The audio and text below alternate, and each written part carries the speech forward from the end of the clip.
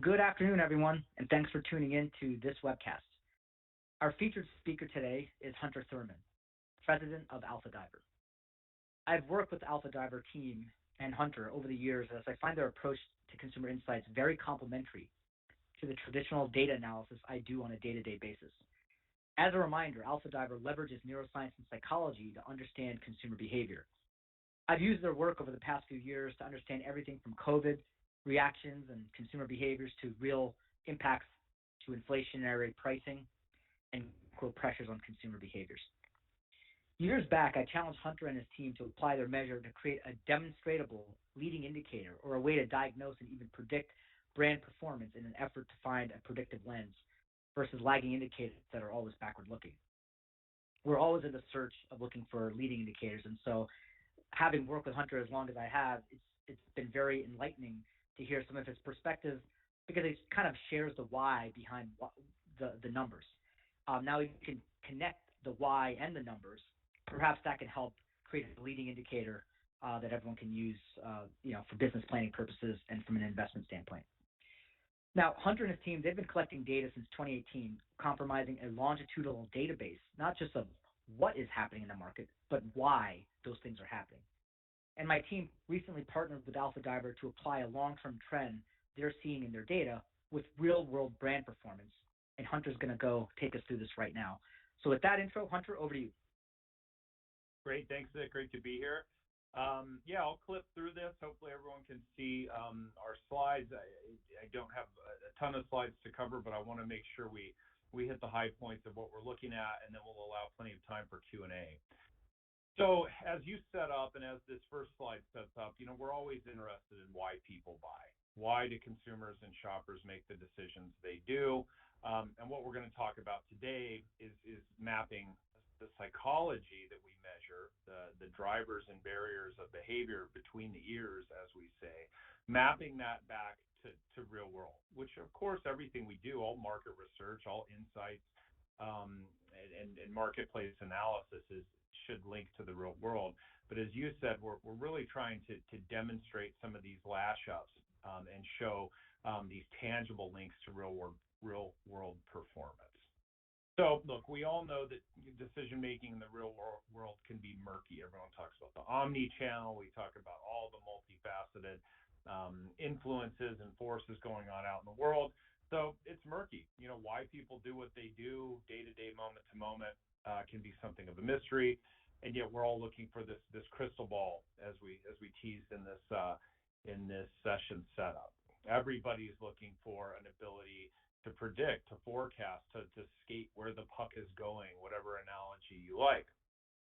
However, as we know, and as you talk about in a lot of your coverage and your updates, the context of consumer culture makes leading indicators inherently flawed. It's just as soon as you've got a beat on something, there's a disruption, there's a supply chain issue or the macroeconomic force, and these are some little representative thumbnails, probably the least polarizing examples of all the things that we're all aware of that are going on that influence behavior. And so with so much contextual noise, it can be really difficult to understand what's really influencing consumer choice and consumer behavior. However, there are measurable forces, these macro forces, that define the overarching zeitgeist of consumer culture and consumer decision making. There are these, what you can think of as ambient forces that are influencing our decisions, and they're not dictating everything we're doing, but they are stable and they are ever present, although sometimes they're hard to see, and that's exactly what we measure. So, we know, and from, you mentioned neuroscience and psychology, from the world of academia, we know that people behave based on predictable drivers and barriers. They make decisions based on, from the very functional and rational over to purely impulse, and they're hindered by things, on the bottom half of this model, like price, but rarely is that really what hinders consumer decision making. So today I'm going to talk mostly about these drivers. Daniel Kahneman's book, Thinking Fast, Thinking Slow, really popularized the idea of System 1, System 2. The concept being that system one is our subconscious. It's all the stuff, all the cognition, the thinking, the decision making that happens really unbeknownst to even a given person. And then system two being the rational, the tangible, the thoughts that we have access to that we can consider. And what's important to note is, over on the left side of this model is the function, all about practical options that make rational sense. That's the system two. And oftentimes, like if you set somebody in a focus group, that's what we think we think. We think we're making rational, logical choices at all times. And sometimes we are. Certainly, when you're doing your tax return, you probably are making very rational, choices. However, so much of what's going on in our lives and our decision making is in the subconscious. Sensory discoveries, social connection, and just what we call feel-good impulse, just doing what feels good in the moment. Those are really formative in our work. And so, as you said, our database goes back to 2018. So we're fortunate to have the pre, during, and post-COVID up to current. And so we looked at this. This is from our U.S. database, carefully controlled for rep pop. So everything I'm going to talk about today is rep pop for consumers 18 plus. Again, with a representative look at the U.S. So the big headline, you mentioned it and I set this up, this zeitgeist. So since 2018, we have seen this key mindset growing. It's very clear on this chart that the red line is going up. And I'm gonna illuminate these a little bit. But this is interesting to us when we basically set an index, a baseline of pre-COVID, if you look at the bottom left. So that dotted line starts at sort of the baseline pre-2018. You look into the pandemic, so June of 2020, that's like right kind of the height of the US lockdown. You see that red line pop up. Then you see sort of what at the time was perceived as like the post-COVID era, December, end of 2020 through 2021. Then you can see that up, and this goes to the beginning of the summer, May of 2023, that red line pretty dramatically starts to increase. And what we're looking at here can be loosely defined in this way. So the red line is do what feels good to me right now. The population in general, and not in every moment, not in every context, but in general, there's a macro zeitgeist saying, look, do what feels good to me right now, because who knows what's around the corner, who knows what's around the bend, moment to moment, day to day. There's been a lot of pressure, and I've said this on this in calls with you before, Nick. I was very skeptical in the early days, and when some of these findings were coming back. My point of view being, look, yes, the pandemic and all of that has been certainly very potent, but it was not unprecedented.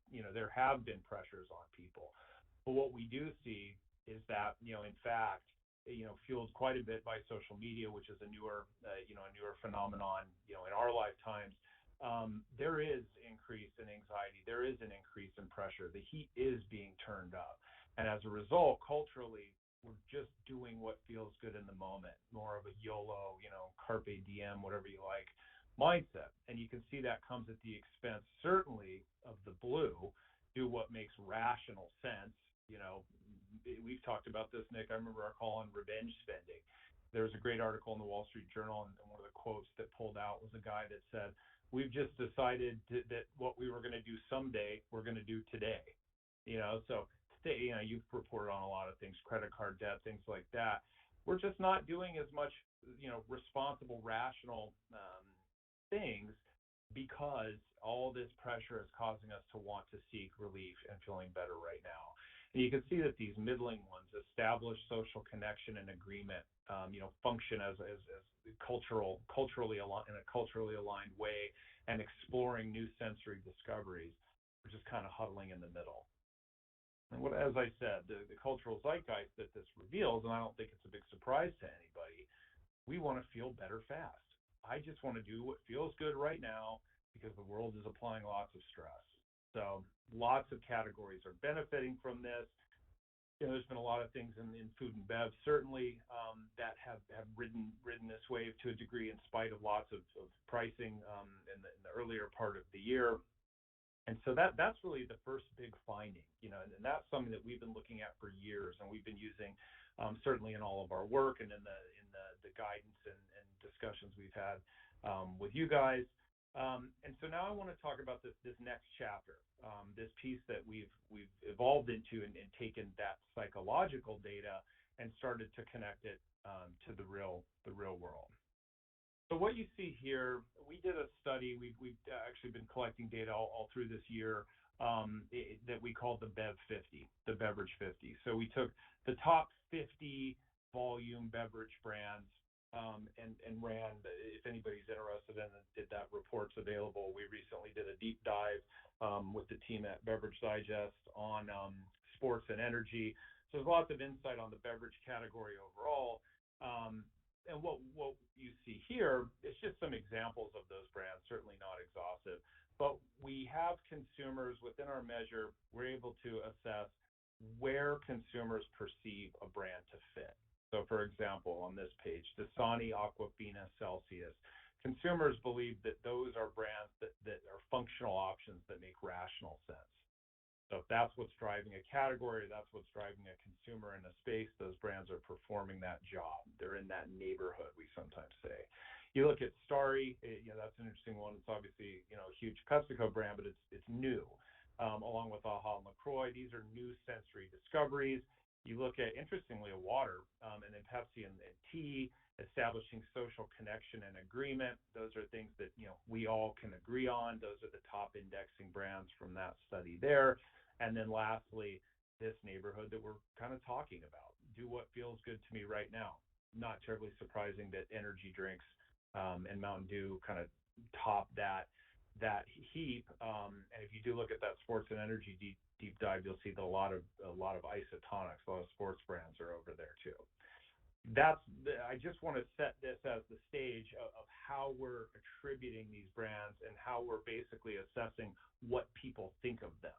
So in those brands' activation and strategy, what in consumers' minds are they driving? Which one of these drivers are they supporting? Are they representing? And so when we look at that, and as I said, transitioning into the really fresh data here, the big question, the $1 million, probably multi-million-dollar question is, does psychology equal dollars?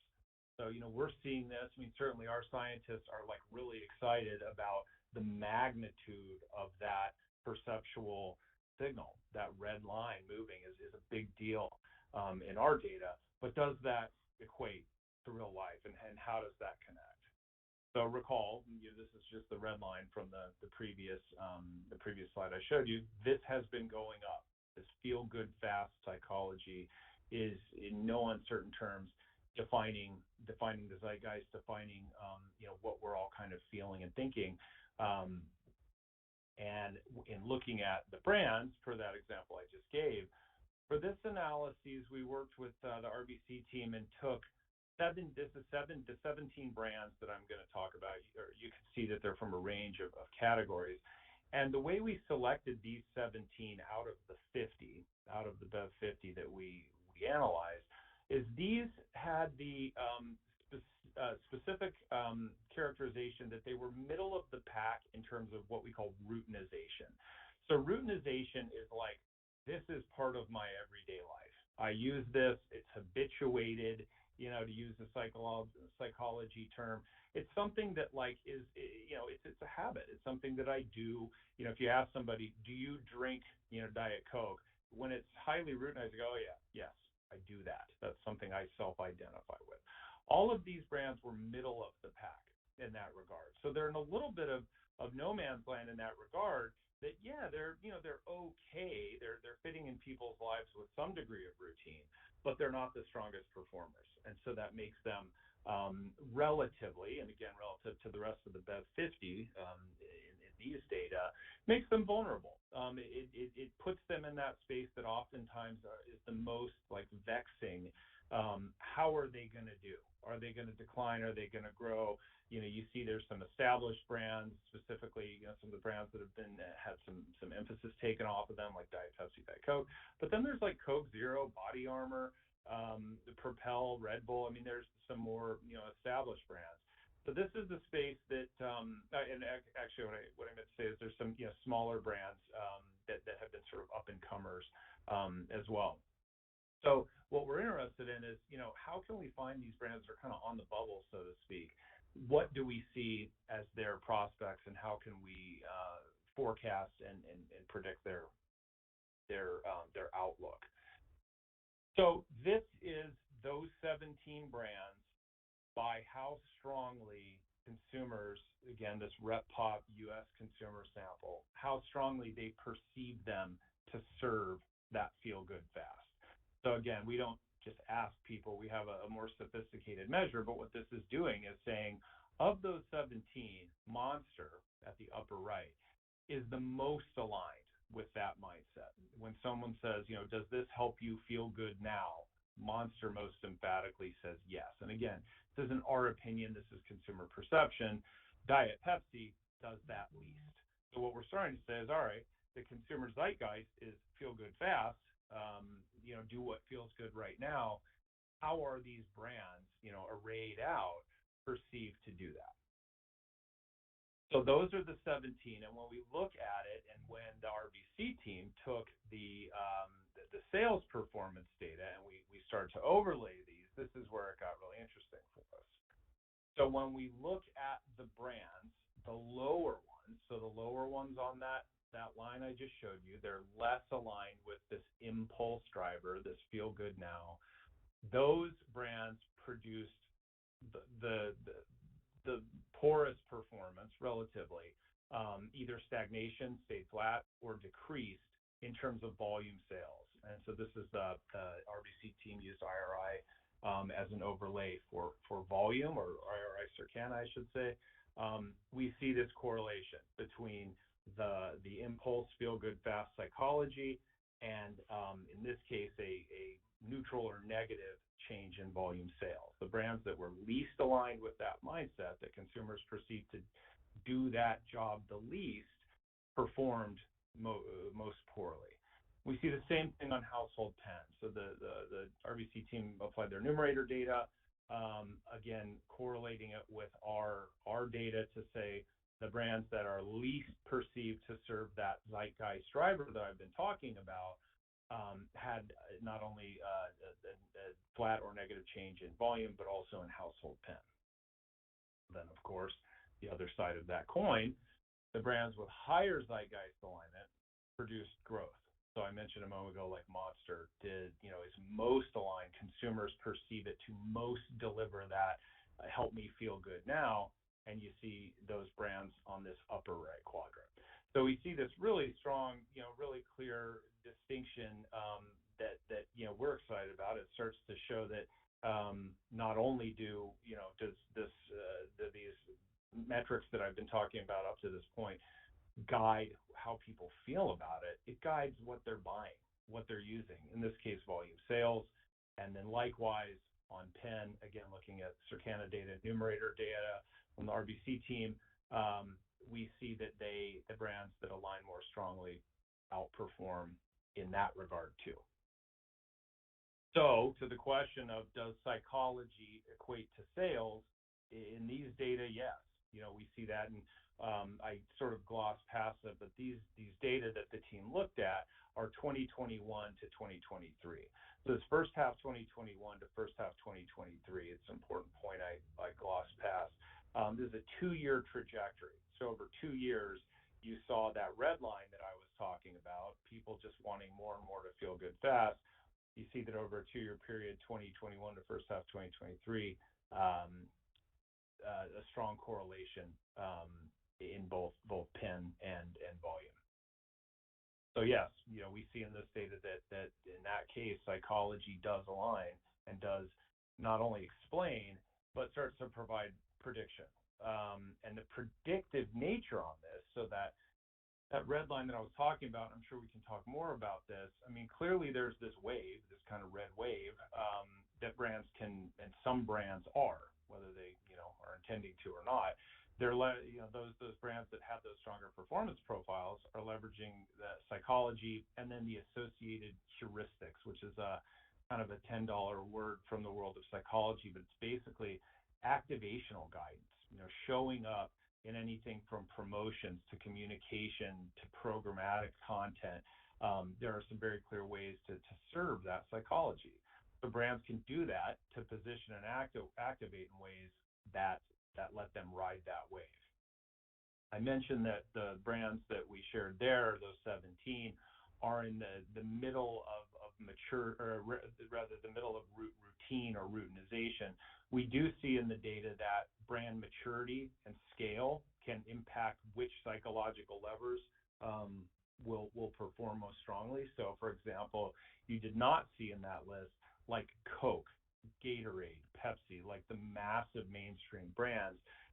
Those brands have a different psychological profile that they should likely serve when they get to that scale. So there is some variance based on basically maturity of a brand or a category out in the world. And I think this is, the most important point that I teed up a minute ago. We'll see shifts coming. We will see these zeitgeist drivers shift slowly, not week to week, really not quarter to quarter, but at sort of a quarterly level, we'll start to see these shifts. And that's where then we're going to start to see that red come down, and the purple and green, which I can go back to. I know these aren't probably immediately familiar, but this feel good fast is eventually going to start to come down, and explore and experience new things, and then create more cultural unity and more cultural agreement on categories and brands is going to start to increase. And so as we see that, and as we gather longitudinal data and see those consistently decrease and increase, that's going to be the real strong, predictor of when brands should start to work into those shifts, work into those zeitgeist drivers, and skate where the puck is going, as I said earlier. So happy to then answer questions. These reports, I know this webcast is going to be replayed. The Bev 50 that I mentioned is available on our website, or if anyone wants to email me, and happy to circle back, Nick, to anything you want to hit or answer any questions from the audience. Yeah, we do have a few questions.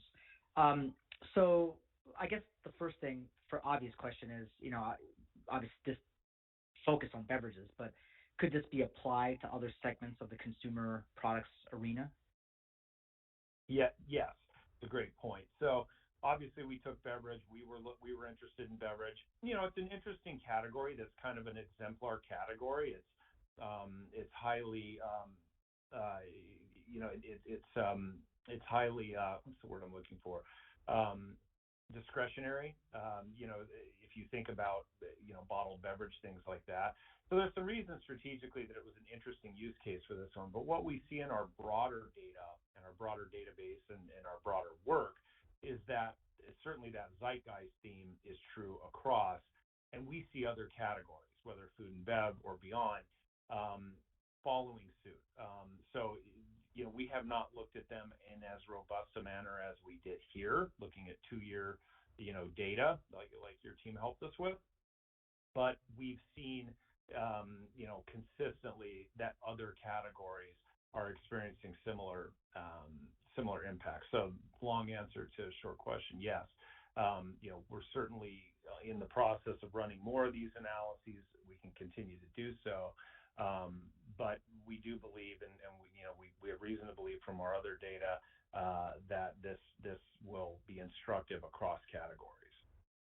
And then if you look at the different lines, and obviously what feels good has been a dominant line in that chart, but it is coming off a bit, and you're seeing some of those other lines start to move up. So I guess the question is, how leading is that, like that macro viewpoint, right? So if we're seeing, and I can just tell you my own behaviors, like I was definitely doing what was feeling good for a couple of years, right? As we were coming out of COVID, and now I'm not drinking as much wine and eating as much ice cream and the like. So I'm getting to much more rational. I'm starting to take my health more seriously. Like, how do we think about that, or how do you think about that, in terms of advising some of your clients?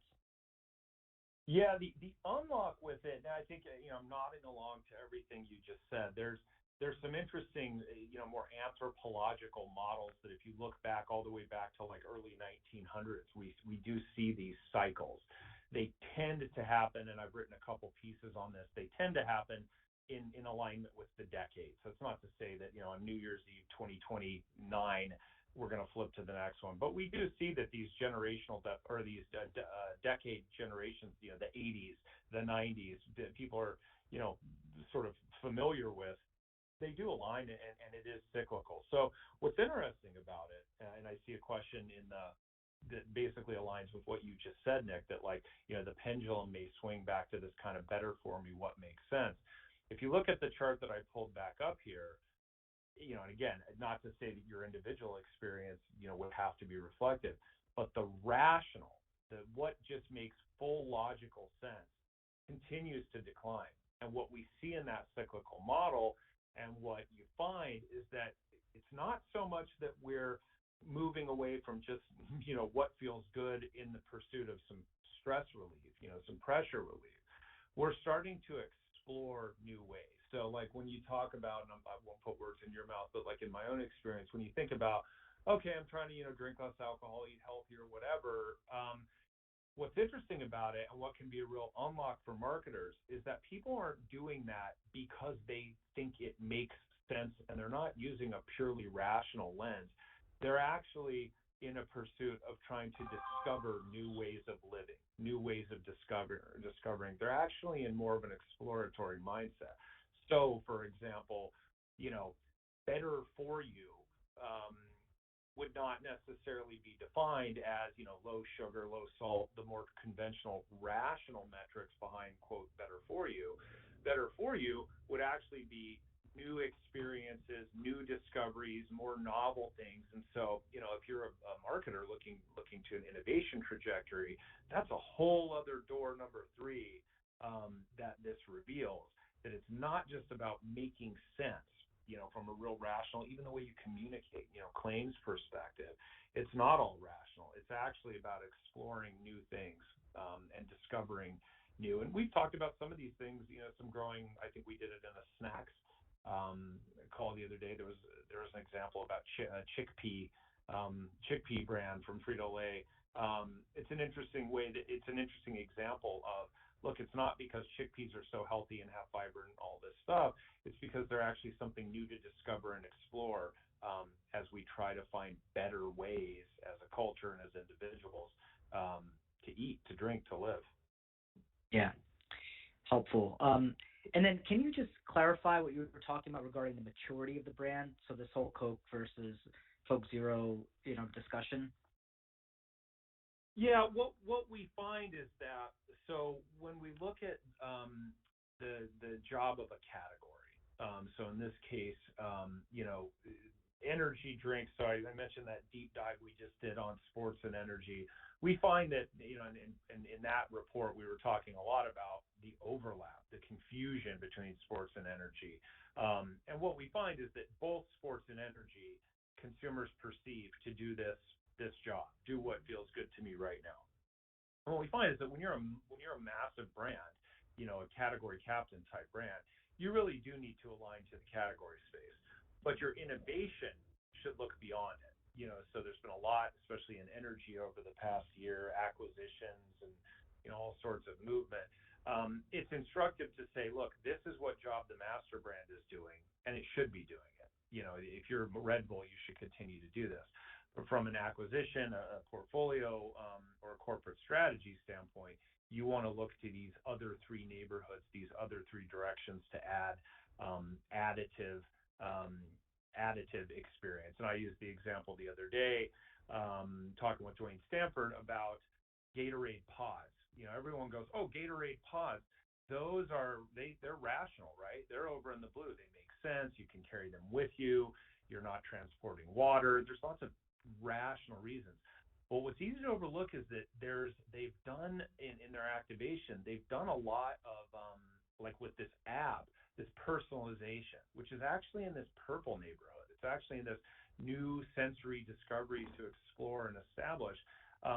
So just by way of example, Gatorade Sports drink is over here and do what feels good to me. Gatorade master brand is there. I can tell you, I know it's not on this slide, but it's over there, and it should be. But there's huge incremental potential over in these other areas, and it's just an interesting example of something like pods might not be a functional rational play. It actually, via that personalization that they're perpetuating, really might be in this new sensory discovery. So big brands should dance with the one that brung them, so to speak, stay in their category, or stay in the space that drives the category, but then use innovation in these other spaces. Whereas up and comers, so like Alani Nu is one in the energy space, or Celsius is a good example.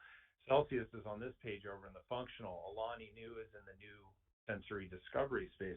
They've had some interesting growth. They've gotten on the map by zigging where the category's at. So even though energy is over in the do it feels good right now, those two brands have had some ascension in other spaces. So up and comers, it pays to be different. But what we find then is that over time, if they really want to establish themselves as a true established brand, they're going to have to somehow serve the category drivers. So if you're Alani Nu, somehow you need to be aware, or Celsius, you need to be aware of this do what feels good to me now, because you can't just be novel and different and get to that level of like a Red Bull or Monster in terms of volume and stability. Got it. Yeah, and of course, those brands have had some tremendous success, but they're also getting a lot of help from new distribution, which is why the growth rates look so compelling right now. Absolutely. All right, well, we're going to cut it off there because I try to keep this to 30 minutes. So, Hunter, I want to thank you for providing your insight. I always find it useful. I mean, we as analysts sit behind a desk and crunching numbers and balance sheets and income statements, and sometimes it's good to get some peripheral perspective that you can actually match the numbers up against. So that's why I find this so helpful, and I really thank you for taking the time and working with my team to put all this together. And for everyone else, have a great day. And if you have any follow-ups, please reach out to me or Hunter, and we'll be happy to help. Thanks, Nick. Thanks, everybody. Yeah, thanks, Hunter. Bye.